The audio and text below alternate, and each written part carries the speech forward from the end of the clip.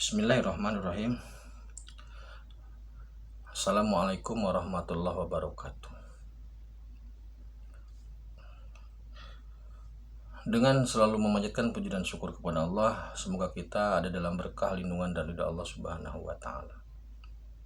Subhanallah walhamdulillah astagfirullah Allah akbar.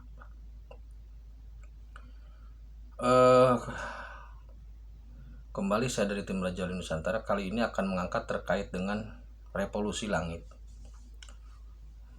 Karena sekarang banyak sekali bahasa-bahasa revolusi, jadi kayaknya pakai judul revolusi langit cukup keren gitu. Pada saat zaman Nabi Musa alaihissalam, azab dan kutukan itu cash and carry. Sekali lagi, azab itu biasanya berlaku untuk memisahkan antara orang dan yang beriman dan orang yang tidak beriman. Jadi pada zaman Nabi Musa memang orangnya sangat bandel, umatnya sangat bandel. Jadi supaya beriman itu Nabi Musa sampai menempatkan bukit Sinai di atas kepalanya, diangkat benar-benar melayang supaya umatnya itu beriman gitu. Saking jengkelinnya umat Nabi Musa begitu. Nah, termasuk waktu ibadah Sabat. Jadi pada saat zaman Nabi Musa ibadahnya itu Sabat. Kalau Muslim sekarang kan Jumat, itu Sabat atau Sabtu. Yang tidak mau ibadah Sabat itu dikutuk jadi kera. Itu ada tercerat dalam Al-Quran. Belajar dari itu, maksudnya mengetahui situasi itu, Nabi Muhammad SAW kemudian mengajukan proposal permohonan kepada Allah agar pada zaman Rasulullah ini tidak diturunkan azab ataupun kutukan. Allah mengizinkan itu. Allah mengizinkan. Jadi pada saat zaman Nabi Muhammad Rasulullah SAW itu tidak ada azab, tidak ada kutukan, asli tidak ada.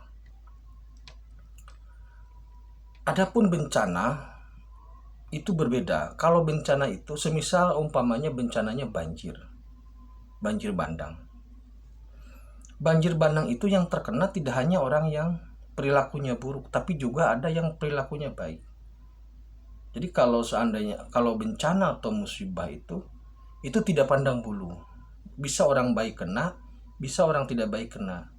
Jika untuk orang baik itu ujian, tapi untuk orang yang tidak baik itu bisa menjadi teguran atau bahkan siksaan, tapi bukan azab, karena tidak memisahkan antara beriman dan tidak beriman. Nah, maka damailah kehidupan, maksudnya Nabi Muhammad itu kan sangat lemah lembut ya, sangat santun, lemah lembut. Dia diludahin malah mendoakan gitu loh, tidak balik marah. Dilemparin di Taif juga tidak marah, malah mendoakan. Artinya perilaku sikap terpujinya ini yang harus kita perilaku terpujinya yang harus kita jadikan sebagai suri tauladan. Perilakunya, afalnya. Nah,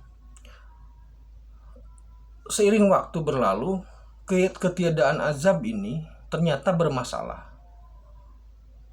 Maksud bermasalahnya itu, yang pertama, pintu langit sudah tertutup. Seseorang tidak bisa mengecek langsung pahala dan dosanya. Efek dari perbuatannya tidak bisa dicek langsung. Yang kedua, karena tidak ada azab dan tidak ada kutukan, perilaku manusia itu seenaknya, cenderung seenaknya. Jadi seolah-olah berpikir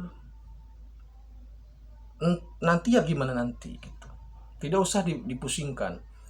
Karena tidak ada bukti nyata tentang sebuah hukuman, tidak ada bukti nyata tentang sebuah siksaan, maka perilaku itu cenderung seenaknya. Kadang-kadang orang baik umurnya pendek, orang-orang yang jahat, yang perilakunya bejat, umurnya panjang sehingga nyebelin dan merusak. Tuh. Jadi ketiadaan azab ini kemudian menjadi file yang bertumpuk. Kalau zaman Nabi Musa umpamanya, itu ketika ada orang yang diindikasikan tidak baik atau bejat, itu langsung dieksekusi, diazab. Tapi untuk saat ini di zaman Rasulullah ini, ketika di zaman Rasulullah gitu maksudnya, karena azab itu tidak ada, maka file perilakunya itu hanya bertumpuk saja. Tercatat, kemudian dia meninggal, baru dieksekusi. Gitu. Jadi Rasulullah Muhammad SAW mengajukan kepada Allah agar tidak ada azab, agar tidak ada kutukan, dan semua perilakunya itu tercatat, kemudian di akhirat baru di mizan atau ditimbang atau diperhitungkan. Gitu. Nah, hal ini berlaku sampai sekarang. Nah, pada zaman kebangkitan agama tauhid ini, kemudian SP mengajukan semacam proposal langit. Seperti halnya Rasulullah ketika mengajukan proposal dihentikannya azab. SP mengajukan proposal. Yang mana proposalnya begini, perpaduan antara azabnya Nabi Musa dan kebaikan hatinya Nabi Muhammad. Maka yang turun adalah sistem karma pala itu. Jadi sistem karma pala itu polanya begini. Pada saat sebelum zaman kebangkitan agama tauhid, pola yang terjadi di masyarakat pemetanya adalah begini, 25% itu orang yang baik, 65% orang yang floating atau ngambang, setengah hatilah, kesono iya, kesini oke. Kemudian yang 10% asli bejat. Nah, pada saat zaman kebangkitan agama tauhid ini, Satrio SP itu mengajukan agar polanya dirubah. 80% orang baik, 10% floating atau ngambang, kesono oke kesini iya, dan 10% bejat. Kenapa orang bejat harus ada? Karena untuk menunjukkan kebesaran Al-Quran, untuk menjadi sampel gitu loh. Bagaimana sih orang kafir itu? Seperti itu contohnya. Jadi yang 10% ini sebagai sampel harus ada. Nah, ketika pembagian ini sudah disetujui oleh Allah Subhanahu wa taala, jadi untuk mewujudkan dunia seperti surga, maka orang baiknya harus lebih banyak gitu loh. Jadi nanti tidak kejahatan lah biar gampang, itu jumlah dan nilainya tidak banyak gitu loh. Jadi yang 80% itu baik, aman, baik lah. Yang 10% ngambang, sono yes ini yes. Yang 10% lagi bejat.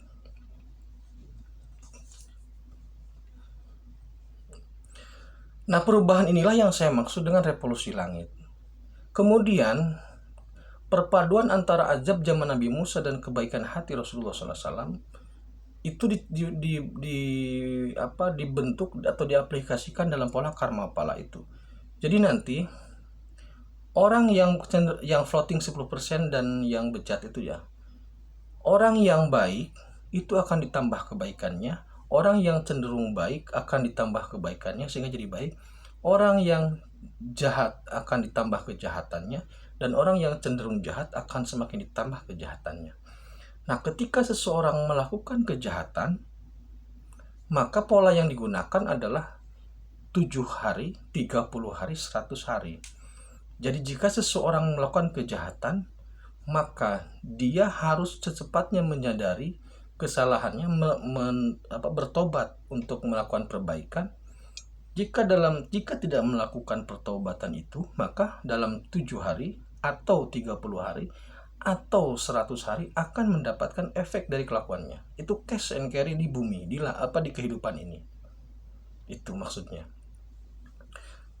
Seumpama Anda mencuri, kemudian tidak mengakui dan lolos, atau tidak mengakui lah, tidak tobat, dianggap sebagai biasa, maka tunggu 7 hari. Kalau dalam 7 hari masih selamat, tunggu 30 hari atau 100 hari. Maka kemungkinannya 2, ditangkap polisi, ditembak polisi, atau mati dengan cara yang lain gitu. Jadi nanti akan dibersihkan dengan cara-cara seperti itu, sehingga melindungi hak dan rasa adil, rasa aman orang-orang yang beribadah gitu. Jadi revolusi langit yang pertama adalah hukum karma yang diturunkan kembali sebagai bentuk perpaduan antara azabnya sistem azab lah begitu di zaman Nabi Musa dan sebelumnya, dengan rasa cinta sayangnya Rasulullah kepada umat. Jadi di zaman kebangkitan agama tauhid ini itu dipadukan sehingga menciptakan sistem karma pala yang mengadakan kembali azab, tapi dalam dalam waktu yang dibatasi, tidak cash and carry, tapi dalam waktu, ada jeda waktu untuk berbuat tobat gitu. Itu. Nah, kemudian selain hal itu, dalam revolusi langit ini juga nanti orang baik itu akan semakin banyak rezekinya. Jadi kalau Anda ingin banyak rezeki, banyak harta lah kasarannya, semakin Anda banyak beribadah, maka harta semakin banyak. Asbabnya tetap harus ada, tetapi dipermudah. Asbab harus tetap ada, tapi lebih dipermudah dan lebih menghasilkan. Semisal begini, sekarang kan seperti halnya petani. Petani itu kan dia sudah mengeluarkan banyak modal, banyak biaya, tenaga untuk sawah. Tetapi hasil dan nilainya tidak sebanding dengan modalnya gitu loh. Itu petani. Yang kedua, pengusaha-pengusaha yang rajin sholat atau pedagang-pedagang yang rajin sholat. Itu hasilnya hanya untuk mencukupi kebutuhan sehari-hari, itu pun kadang minus.